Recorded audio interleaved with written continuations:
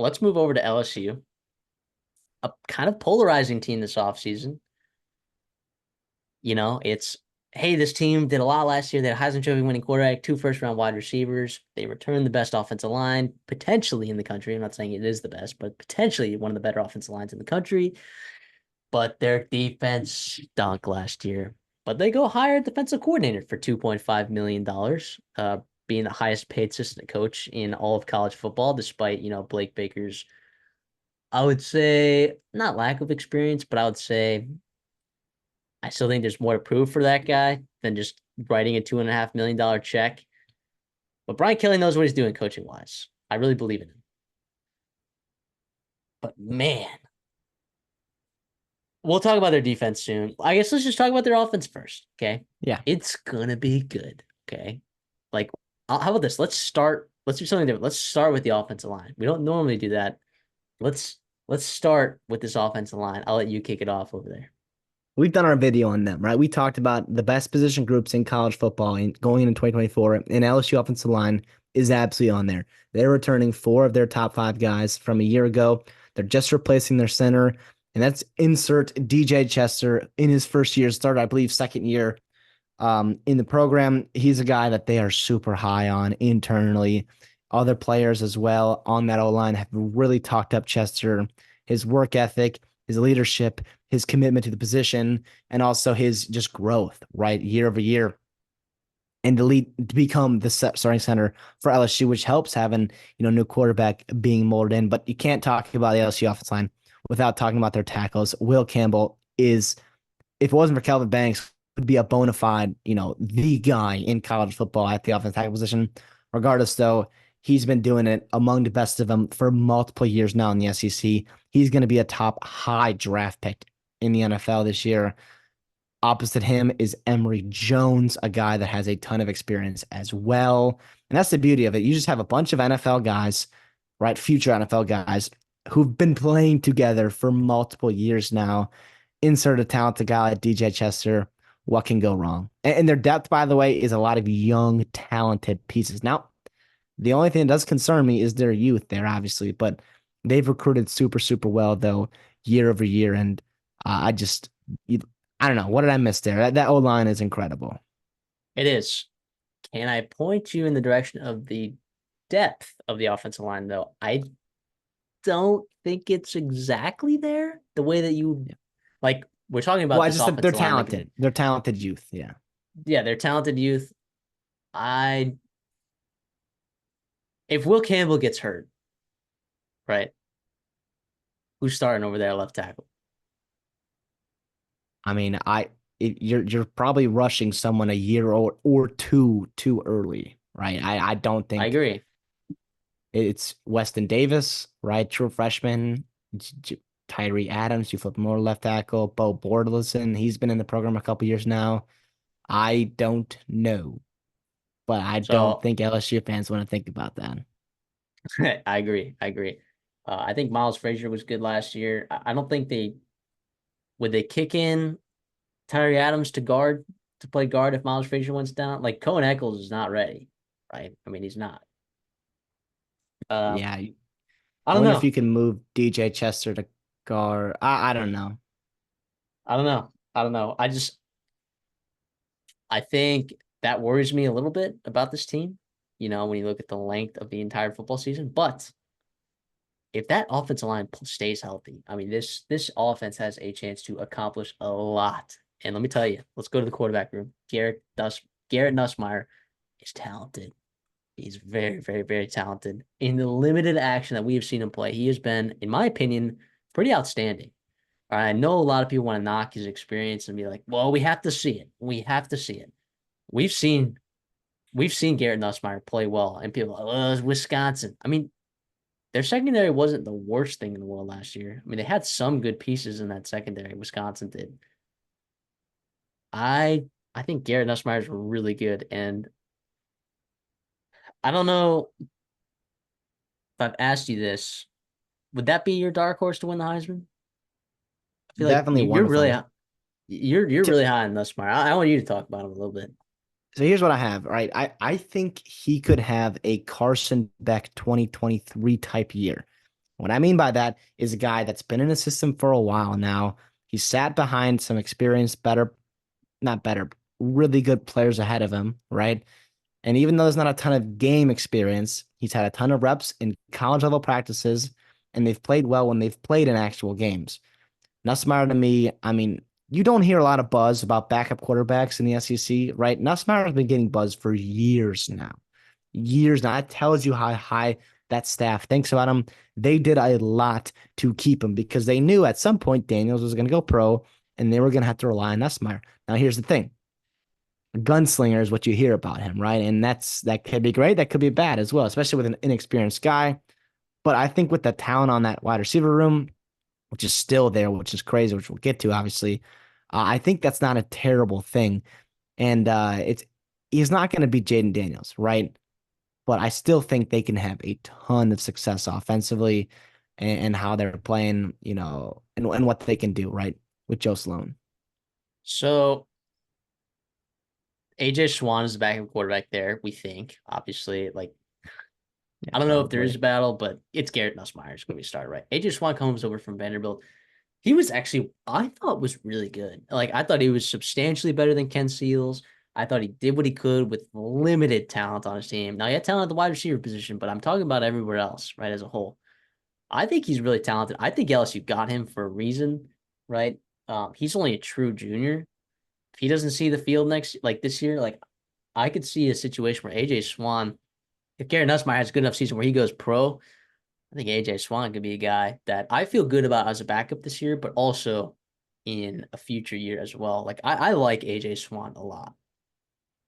Yeah, I mean, they're kind of just biding their time until Bryce Underwood gets there, in 2026. 2025, and he's ready for the 2025, 2026 year. But yeah, to me, I'm with you. Even if Nussmeier goes down, Swan has SEC experience. He's gonna be playing with the best supporting cast he's ever had, and I think just another year older. I'm with you. I think I like Swan. They beat him. They beat other teams out that really wanted Swan. Now, not the upside of like to be a starter for them, but like a really, really quality backup. He's a luxury in college football today. Swan's one of those. Agree. LSU led the country last year in rushing yards per attempt. Okay. That is not indicative of their actual run game, right? Jaden Daniels did wonders for that number. All right. So the running back room, I'm not gonna say it's not that great, but you have three guys that you like. And what's nice about that is you're going to always get the best of every guy, right? You're going to have that committee. You're going to have Josh Williams. You're going to have Caleb Jackson. And then John Emery decided to come back as well. So you're going to have three guys back there. We'll see what they're able to do. I hope that they're able to run the ball more effectively with the running backs. You saw that at the end of the year with Logan Diggs, right? It was not that way at the beginning of the season, but then you did see that growth there. So hopefully they can kind of carry that momentum in the run game into this year. We'll see. We'll see. But Caden Durham, also as a true freshman, I think is an interesting option as well. I think he's very, very talented. I think the coaching staff wanted him to come to LSU really bad. I think another couple other schools wanted him as well. We'll see if he has a role in this offensive or in this running back room. I just happen to think it's not a special running back room, but it's a good running back room, especially with this offensive line. Yeah, I'm with you here. I don't think we talked about this with Kentucky. Like you don't need an elite running back to have a successful running game, and I think this is absolutely evident here. I do think, like you mentioned, with how good Daniels was on the ground, Nussmeier doesn't quite give you that, right? So you're gonna have to do it with your running backs in a traditional running style. I think the production can be there. It's like you said, it's gonna be more of a committee, not quite just like one guy taking over, 200, 250 carries.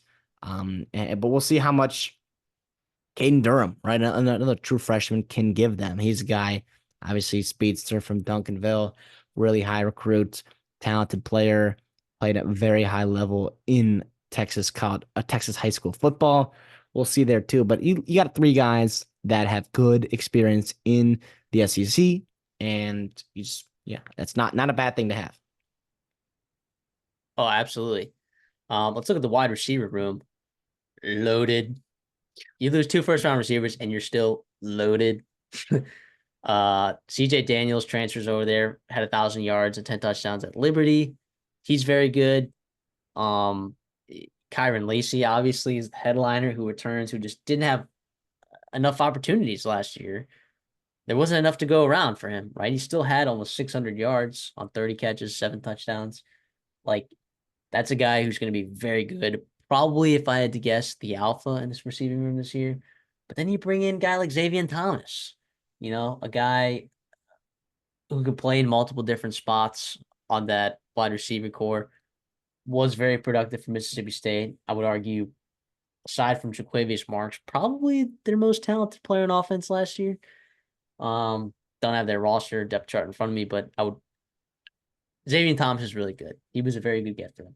And then Chris Hilton Jr., does he take the step? A young guy. Well, actually, he's a redshirt senior. Dude, time flies.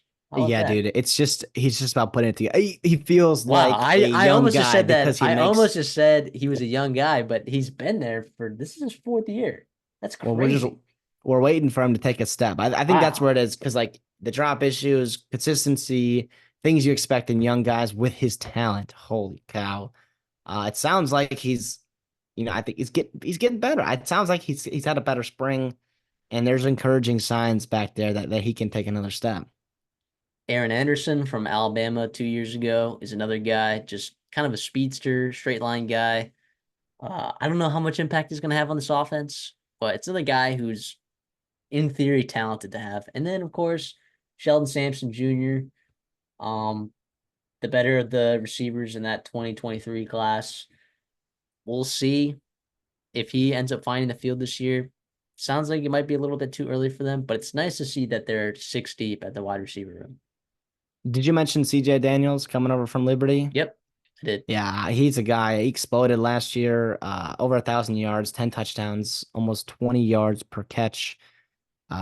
He's a guy. I mean, it sounds like he struggled a little bit early in spring ball. He kind of picked it up towards the end.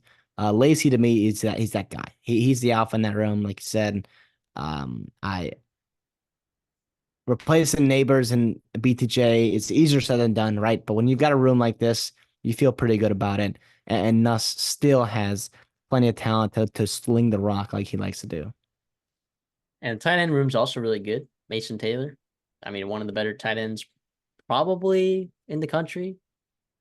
I think a lot of people would put him in the top five. I don't know if I would put him in the top five, but Mason Taylor is a very good tight end. Yeah, I'm really good tight end, not that good. I'm sorry, not that good. Not top five level, or at least what we've seen.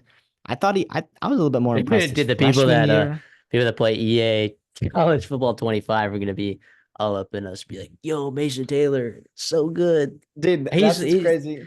he's You that's what's could, crazy. We're gonna have to fight these kids. We're gonna have to fight these casuals. I know, but hey, But I welcome it. he's good. He's a good tight end. All right. Anyone talking college football, I think it's good for. Well, okay, that's not true. I just love that there's a lot of people talking about college football right now. I think it's amazing. We're talking about it. We're loving it right now. But yeah, regardless though, Mason Taylor, even Mac Morkway, very solid group there. And I hope honestly, Morkway, Pimpton, you got even Green coming in as a young guy. I hope they can also maybe take a little bit step up blocking wise, and they can help that O line and really, really help that run game out for Williams and Jackson Emery and those guys to take off. Give me Harold Fannin over Mason Taylor. I said it. Can I Mason said it. Taylor play Wildcat for you? No, Can he he want? can't. Can he play H back? Maybe. Can he play Yeah. slot receiver? I don't know. Can he In the play running back? No, definitely not. That's what Harold Fannin brings to the table, ladies and gentlemen. Look that up. Look up Harold Fannin. There you. He's a dog. All right, well, let's move over to the defensive side of the ball. Look, you brought in your guys on the X's and O's side, right? But I ask, where are the Jimmies and the Joes? well said, Sir Matthew. I don't know.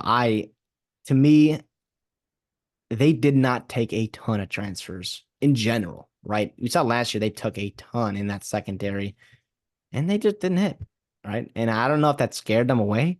I don't know if they ran out of money. I don't think they did. I think they invested a lot into the high school ranks, which I am a huge fan of. I'm not going to fault you for that. But here's the deal. A program like LSU, Oh, CD's frozen a little bit right there. I think the point that he's about to make right there is they didn't take any of these guys. Does that mean that they feel really good about who's there, who's returning? Because I don't. And I'm not there every day. I know that, but I'm just telling you how I see it. I mean, Swinson, Jones, I don't, it's Womack, Deshaun Womack, right, former 5-star guy. Is he ready to take a step and be, the 5-star that he was built up to be in year two? What about you? I don't know. I don't know. I just want to let you know you cut out there a little bit from the internet, All right. but I think we got most of that. So that was pretty good. Yeah, I'm with you. Don't you should not fault any college football coach for investing in the high school ranks, right? And I've seen national media types. I've seen local beat writers trick themselves into thinking that the transfer portal, like, oh, it's way more important that we can get a guy where we've seen what he's done in college football and and bring him over here. Like, yeah, to some point it is more reliable, but it's also way more volatile. Like bringing up a guy from G5 into Power 5, which I don't think LSU did any of that. They brought a kid from, I think, Grand They Valley. brought in all pretty much all Power 5 aside from Well, they got kid from Grand Valley State, defensive lineman, okay, Javier Suggs. okay. But anyways, aside from that, or Jalen Thomas as well on the defensive line from Memphis, but that's not my point. So like the transfer portal is not you don't recruit from the transfer portal, right? You fix with the transfer portal. Like, and this cannot be harped on enough. Like, you cannot rely on hitting in the transfer portal every single time because also you only have those players for a year, maybe two. Sometimes you get lucky and you have them for more than those years. But if you have a transfer that comes in and is there for longer than 2 years, likely that means, hey, maybe that didn't work out the way you thought it was, right? And then also, I, like you don't know how they're going to fit into your system. Like you think you do, right? But at least these kids coming from high school, like you can get a guy who played uh maybe edge rusher in high school and be like, hey, let's put 50 pounds on you, and we'll walk you out there as a junior, and you're going to play 3 tech for us. Yeah. And you're going to be an NFL draft pick, right? Like, so you get the chance to develop and mold these kids into what you need them to be for your team. So, yeah, sorry for that rant a little bit, but on the defensive line, I mean, you talked about it a little bit. I'm not overly impressed, right? I think look, they had 2 guys on that defensive line last year in the interior that were really good. That were really good. Okay. I mean, Jordan Jefferson. I mean, Jordan Jefferson wasn't great, but he was another guy that on NFL rosters right now. Yeah, so I guess a third guy. Mekhi Wingo, dude, was so good last year, I thought. So good. I know NFL scouts are like, but Mekhi Wingo was a good, productive college football player. All right. Yeah, I'm with you. But he's small. He's short. No, man. He would in the SEC. He's like It was 21 years awesome. old, and he played really, really good. I agree, man. I agree. So, I mean, who do you I like mean, this edge group more than you like this interior defensive line, just based on experience? maybe. I mean, Swinson. He got almost 400 snaps last year. I guess Savion Savion Jones. Jones, right? We'll see Paris Shand, almost 300 snaps. He was pretty good at times. To me, it's Deshaun Womack. Can he step up? I mean, you lose a guy like Jackson Howard because he wasn't really playing much. He went back home to Minnesota, which is fine by me. Check the helmet in the back. Thank you very much. But Deshaun Womack, yeah, I keep bringing him up, but he's got to take a step. And if you want to be where you want to be this year, if you're LSU and get to the pass rusher, I think moving interiorly, you mentioned 3 guys you're losing. That's brutal. To me, that hurts your depth too, because you've got guys like Jacobian Guillory, Jalen Lee. Those are guys that were your depth pieces last year that have to come up and play, and really play as an extended role. play extended role in your defense. You're bringing in Gio Paez from Wisconsin. That's not a terrible get. We talked about them not necessarily using the transfer portal this year too much. He's solid, right? He's not going to be a game changer for you, but it's another 300-pound body you can throw out there. And again, I hate to put it on another young kid, but Dominic McKinley, right? There's optimism that he can play as a true freshman, right? And what we saw he did in high school was special at times, right? He had a good weight in summer. I mean, they feel pretty good about the long-term future about him. I think everybody does, right? How ready is he to play in year one? We will see, but that was a big time recruiting win. They invested a lot into that, and hopefully, I think for them it comes to fruition even quicker than they had expected because he might have to. Yeah, Gabriel Relaford. I mean, yeah, there's some young guys that I anticipate being very good down the line for this LSU defensive line. But I mean, we'll see. We'll see what they are this year in terms of the linebacking core, right? Harold Perkins is playing stand-up linebacker.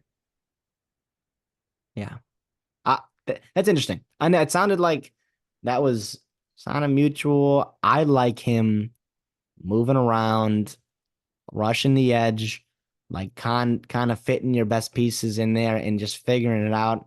He's gonna Just play the doing will everything. position. Yeah, but I do think the playing will, it does allow you a That's little bit more it. flexibility. It benefits him more than like obviously he's not a Mike, right? Like obviously not, right? But like I think you're right. I think he could benefit him, but we'll see, man. We'll He see. isn't he's in year two of being an off-ball linebacker, right? So I think that helps too. And Blake Baker is known for developing linebackers, right? Like he's done a good job with linebackers. So that you feel good about. But his speed, athleticism, those are game breaking guys, right? You have to use that. You have to weaponize that, right? And so we'll see, I guess, how it pans out. But to me, Great. if you're looking for pass rush, right, and I'm looking for pass rush on your defensive line right now, Perkins could be that. Yeah, he could. Greg Penn also comes back in that linebacking room. So you're getting pretty much, is that all of your snaps at linebacker, pretty much? Not all of them, but You like get the Weeks, right? You got Witten West Weeks. Witten West Weeks. Yep. But like in terms of the starters from last, yeah, that's pretty much, you're pretty much getting all of your linebacker snaps from last year, right? Back. Trying to look. Oh, Yeah. Omar Spates, who stunk for them, by the way. That was a Oh yeah, huge that miss. was a tough portal miss. Yeah. That was a huge portal miss, but Greg Penn and Harold Perkins will be fine. We'll see what Blake Baker does with this linebacking core and this defensive line. It'll be interesting. What I'm I more think interested about, they're oh, sorry, they're moving Major Burns down to the box, which is kind of play fun. that like star position. Yeah. Yeah, so that should be interesting. He played 300 snaps there last year, but he played a lot of free safety as well. I think they're Yeah. more Well, moving him he led the closer team to the line tackles of last scrimmage. year. Yeah, So I mean that makes sense. I would do something similar. Now in the secondary, you get Jordan Gilbert. I've heard good things out of spring. I am not gonna say he's elite. I think he's fine. He's better than what you had. All right. He's better than what you had. Jair Brown from Ohio State. He didn't really play at all last year. What's he no, gonna look like?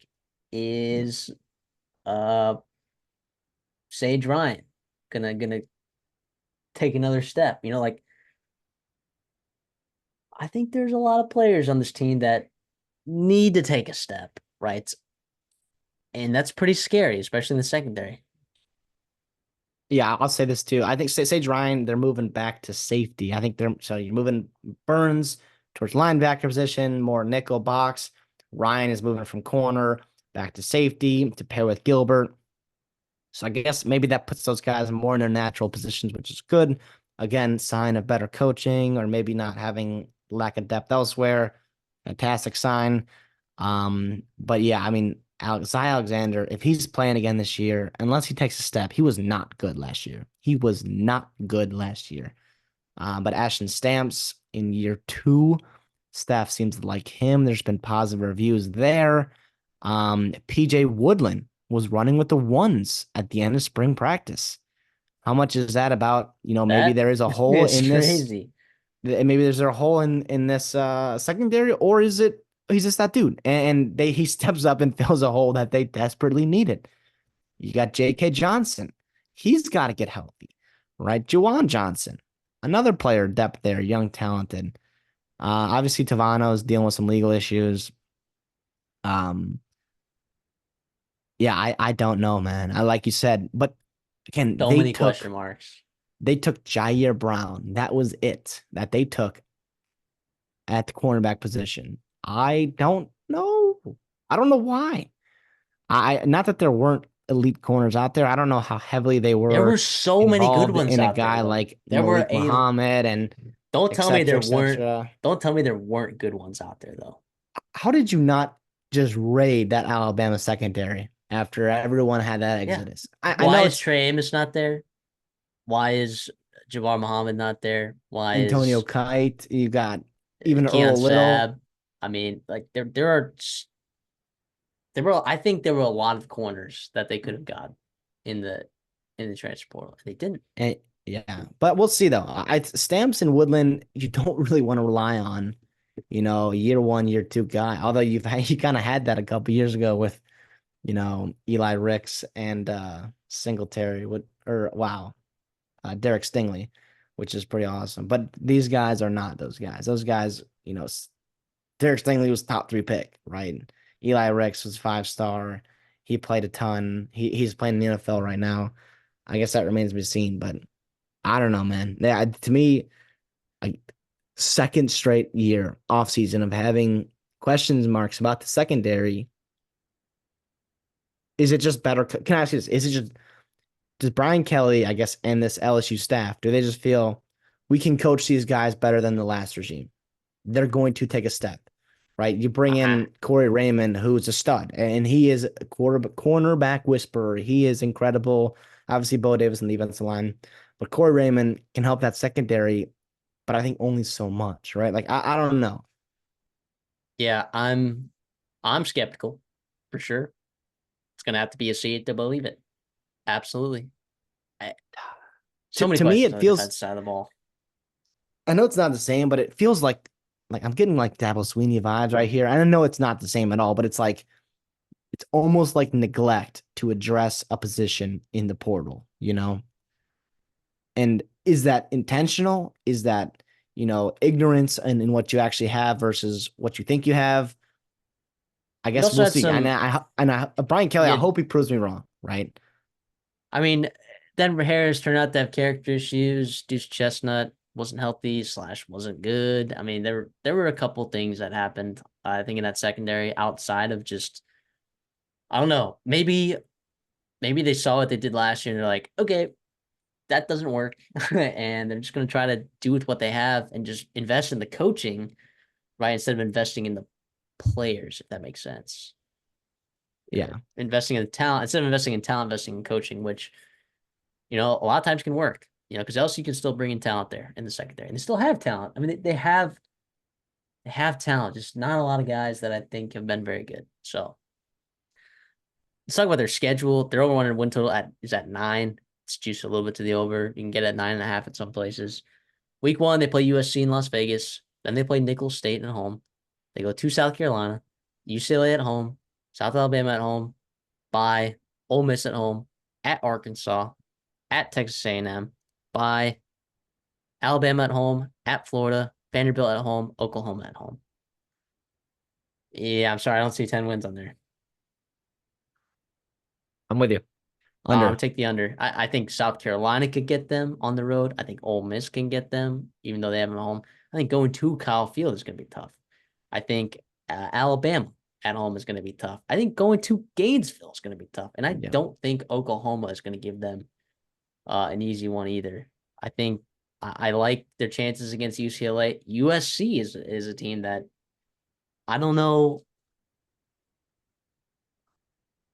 That feels like a team that's built pretty similar to LSU, except maybe not as good on the offensive line. And you never know. It's a neutral site game. LSU's got to fly over some time zones for that. So, uh, just saying, don't sleep on that game. LSU got week 1 last year. you remember, by a team that ended up being pretty good, but you never know.